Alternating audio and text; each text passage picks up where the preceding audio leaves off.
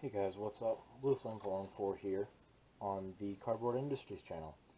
Now, this gun is the Ruger LCP. Now, this actual gun, I believe, came out in the early 2000s. I think it was 2003. I don't know. I'll post a link to the Wikipedia page that I read about this gun on in the description. These guns were pretty popular. This is the Ruger LCP Model 1, and they came out with the second one, where I guess they just went down with a punch list of all the things that were wrong with the first one, and then got them right on the second one, because the second one was much more popular, but this was very popular when it first came out. So let's just go ahead and look through my gun, and of course, as you can see, I haven't painted it yet, but my next video, or second to next video, will be me painting this. So I'm going to flip it over to the main side. So I am a right-handed shooter, so the right side is really important to me. I mean, even though I'd be looking at the left more, I like doing the right side because that's where the shell ejection port is. But let's go ahead and from head to toe and take a look at it. So up top here, we actually have sights. This is probably one of my best sight pictures ever. I'll actually get a little bit closer for you. It's probably one of the best sight pictures I've ever done. I'd have to say it's probably the most even. This gun is actually probably one of the most even guns I've ever made. Very, very small. Let me see. The real gun chambers a 380, and I have here a little 380 that I filled with some hot glue to make a dummy round. There's a real 380 casing that that I shot. And I brought it in. So this is it right here, and actually I'll go ahead and pull out the magazine. And I'll go ahead and put it in where it would sit. Oh, sorry about that. And so it would sit in there like that. So this is an actual side. This is a 1-to-1 scale gun, and then you can just put it in. And as with all my guns, all my handguns, this has a rubber band inside the slide that allows it to retract. Another thing that I'm really proud about this gun is that it's very, very seamless in a lot of places. A lot of my guns are very bulky. I'll actually pull out my, this is a Glock 19 that I tried to make. It was one of the first times I ever tried to use my rail system that I did. Like in here, I used rails to secure everything down. So that was the first time I ever did it. Then I, of course, got a little bit better with it in the LCP. I'll actually zoom out here so you guys can actually get the real scale of this gun. This is a 1-to-1 scale Glock 19. And then next to the Ruger LCP. Sorry about all my coughing, my allergies are acting up. But yeah, as you can see, it's a very small gun. And on the actual gun, I'm not even joking, your pinky actually does hang off. They do sell pinky extenders, though, for the bottom of the magazine, but I don't think that they really work, though, because your hand, most men's hand, are very, very tiny. But for women, it probably works a little bit better, because, you know, women's hands are naturally a little bit smaller than men's. Now, another thing that I really am proud about myself with is the attention to the depth and the curves of the gun. I went in this area and here. I actually have a photo reference that I used with all my measurements and stuff. I'll move my Glock. Here, you can see that it has this bevel right here. And also kind of continues over here, but I decided not to mess with that. But it has this bevel here, and I decided, well, it's kind of a plain gun, so I'll add the bevel. And actually I had to add cones to the trigger guard just to kind of add the realism to it. Oh, and here's the pinky extension on this magazine. But for the reference photo, I actually ended up just cutting it off, so I got the reference photo here. I just cut it off to work with the original magazine. So put that aside. Another thing is the bottom here. This is what's kind of cool. Is it's rounded off and it's mainly even, except on the bottom. It's mainly even all the way around. And then when you pull it off, of course, it definitely looks very, very separated. Looks like it has something to be there. It's fitting in place. One thing that I like with my guns is a sense of unity. Like, it looks like it's missing something, and then once you put that in there, it looks complete. That's what I want all my guns to look like. And so actually I'll go ahead, I'll pull it back one more time and give you an inside look. I don't really want to take the slide off because it's actually kind of difficult to get it working again once the slide is back on. With all my guns, I make it so the slides are easily taken off, but the rubber band is the hardest thing to deal with because it's such a tight space inside this little gun. It's very different from my Glock 19 because inside here, you know, you had so much space to work with, and so it wasn't very hard to get around stuff. But inside this little gun here, it was very hard to figure out where to put the rubber band, where to position it, and all that.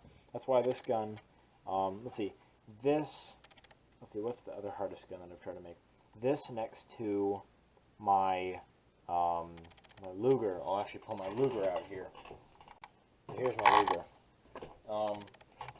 This next to my Ruger, because if you remember, if you've ever seen my, man, this gun feels huge in my hand, since I'm used to that one. If you've seen my Ruger video, you'll, which is the first video on this channel, you'll know that the knee joint here, actually, and the elbow joint actually used to be able to pull back. This is one of the other hardest mechanisms, and there's actually a rubber band inside here that actually snapped because I was trying to get it to work. So next to this mechanism, this is the hardest mechanism I've ever tried to make. So put my Ruger over there. Again, here's a little size comparison.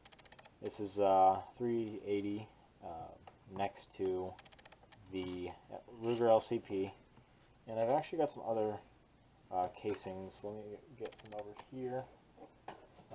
I've got a 7.62 bullet in here I can pull out. That's a 7.62 right there. So it's a very, very, very small gun. Here's a 7.62 in reference to the magazine, and then of course the 380. If you've ever actually held a gun or shot a gun, you'll know how big a 380 or 7.62 or 9mm is. The 9mm is not too much bigger than the 380, but they're very similar in size. So you can kind of get an idea. Plus, you can just look up pictures like Hickok 45's video on his LCP and his LCP2. So again, I'll just put the dummy round in there. So it's a very, very, very fun. It was a very fun gun to make because it was kind of a challenge, kind of like the Ruger. It's kind of an exotic gun in a way, to the point where it got it was fun with my MP40, my Ruger, my Mauser, all these exotic weapons that were really fun to make. This was kind of like that. I mean, you know, this is an American-made gun, but because it's such a tiny gun, like if I were to make the Colibri, by the way, if you guys want to see that video, why don't you guys post it out in the comments below. Talking about the exotic guns thing, is that they're such iconic exotic guns, and they have such, you know, they have such awesome mechanisms. They're fun to make. It's kind of like building a really, really, really hard Lego set. You know, it gets fun because it's challenging. But that was another thing with this Ruger, was that it was a hard mechanism to be able to build.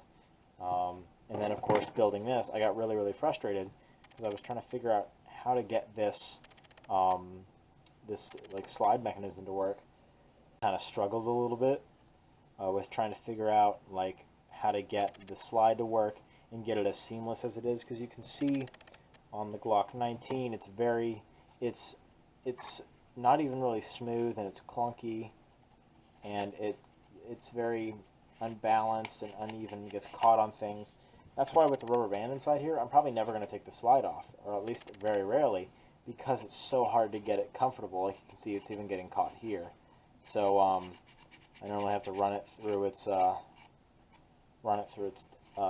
tests and stuff, and it's really, really weird. That's why, you know, I actually had to make a little special tool and cut a little wedge inside this little wooden dowel rod that I use for a lot of my guns to actually reposition the rubber band inside here, which I just pull this back and play with the rubber band a little bit.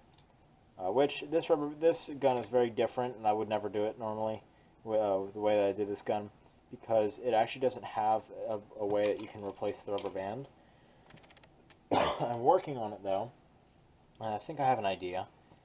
Thing is though, the rubber band is wrapped around a rod that's connected straight through the slide, unlike the this Glock, I believe it is. Yeah, it's the Glock here.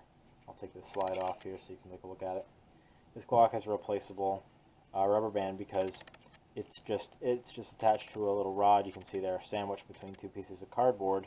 So if this snaps, you can easily take that off, put the rod, and put a new rubber band around the rod, and you're all set to go. And of course, just wrap it around the barrel, and you're all good to go.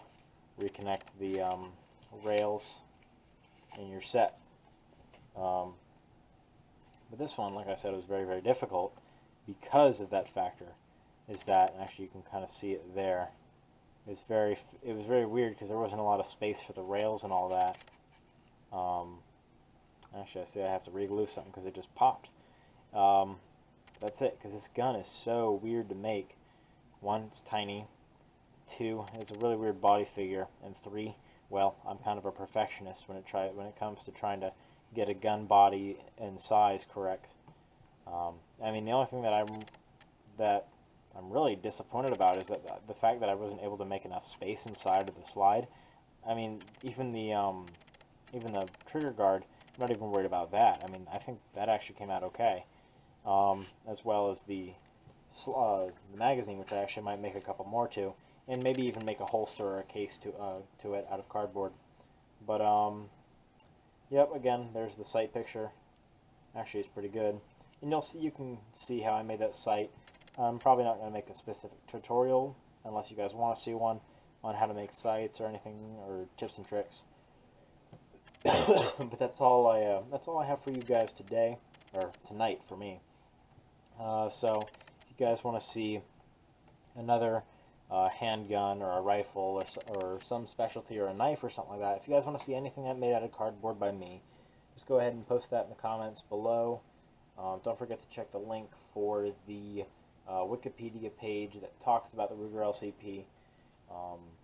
And I'm going to leave some links to my buddy's channels, my buddy Cardboard Creations and my friend Lintel Link, who I have partnership with this channel.